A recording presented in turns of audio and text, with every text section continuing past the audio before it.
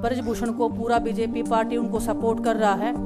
हमारे साथ में अपोजिशन खड़ा है। कांग्रेस पार्टी ने हम जब रोड पे घिसट रहे थे तो पहली पार्टी थी जो हमारे सपोर्ट में खड़ी थी। मायका या ससुराल किसको चुनेंगे आप?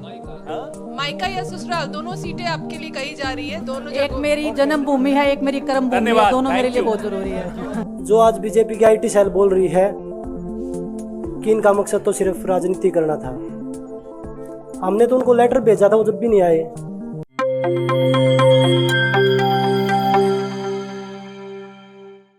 नमस्कार, मैं हूं निशा और आप देख रहे हैं एनजेपी हरियाणा विधानसभा चुनाव के 30 दिन पहले रेसलर विनेश फोगाट और बजरंग पुनिया ने आज शुक्रवार 6 सितंबर को कांग्रेस ज्वाइन कर ली।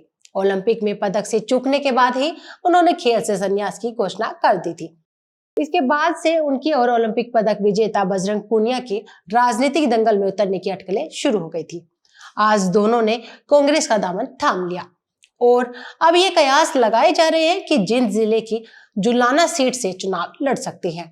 हालांकि चचेरी बहन बबीता फोगाट को भाजपा टिकट न मिलने से अब दादरी सीट का विकल्प भी उनके लिए खुला है।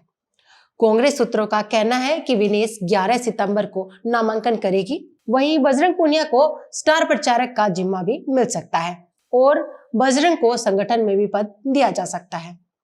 विनेश और बजरंग ने 4 सितंबर को दिल्ली में राहुल गांधी से भी मुलाकात की थी। इस मुलाकात के बाद लगभग तय हो गया था कि जल्द ही दोनों पहलवान पार्टी ज्वाइन करेंगे। केंद्रीय चुनाव समिति की मीटिंग में पूर्व मुख्यमंत्री भूपेंद्र सिंह हुड्डा ने विनेश फोगाट और बजरंग पुनिया को टिकट देने की पैरवी की थी। हुड्डा ने कहा था कि पहलवानों के साथ खड़े होने से हरियाणा में लोगों का समर्थन कांग्रेस के पक्ष में आएगा। केंद्रीय चुनाव समिति ने इसके लिए भी चर्चा के बाद हामी भर दी थी। हालांकि चुनाव लड़ने या न लड़ने और सीट चुनने का फैसला विनेश और बजरंग पुनिया पर छोड़ दिया था। पार्टी ज्वाइन करने के बाद प्रेस कॉन्फ्रेंस में दोनों पहलवानों ने हर सवाल का जवाब दिया। जब पहलवान विनेश फोगाट से सवाल किया गया कि क्या ओलंपिक में आपके साथ साजिश हुई, इस सवाल पर विनेश फोगाट भावुक नजर आई और उन्होंने कहा कि फुर्सत में बताऊंगी। जब उनसे पूछा क्या आंदोलन बीच में छोड़ना सही, इस पर विनेश फोगाट ने कहा कि लड़ाई छोड़ी नहीं है।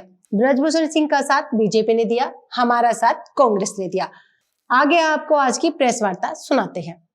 धन्यवाद। विनेश, जब चूंकि ओलंपिक फाइनल के बाद आप पहली बार मीडिया के सामने मुखातिब है, मेरा ख्याल है जिस तरीके से ओवरवेट होने के कारण आप बाहर हुई, कांग्रेस ने आरोप लगाया, कई लोगों ने आरोप लगाया कि आपके साथ साजिश की गई चूंकि आप लोगों ने आंदोलन किया था।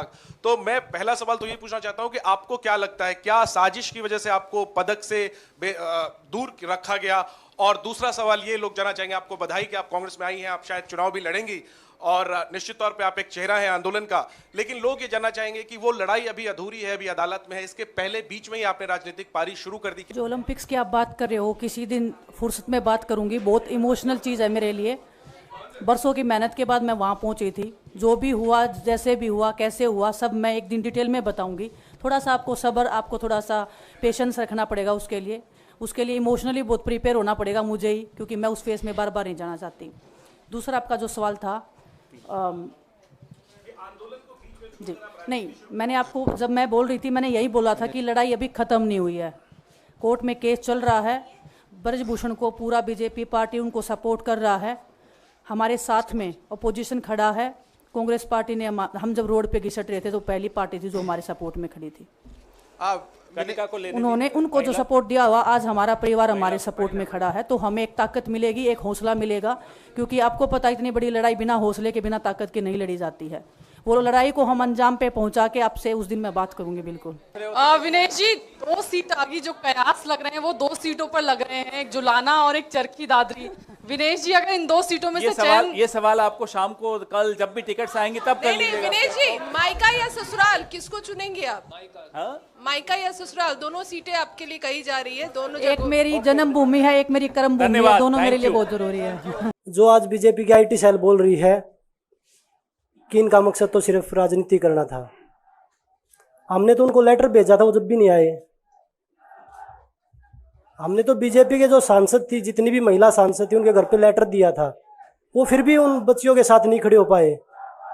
कांग्रेस पार्टी तो बिना कुछ हमने इनको बताया, ये वहाँ पे हमारे साथ खड़े हुए।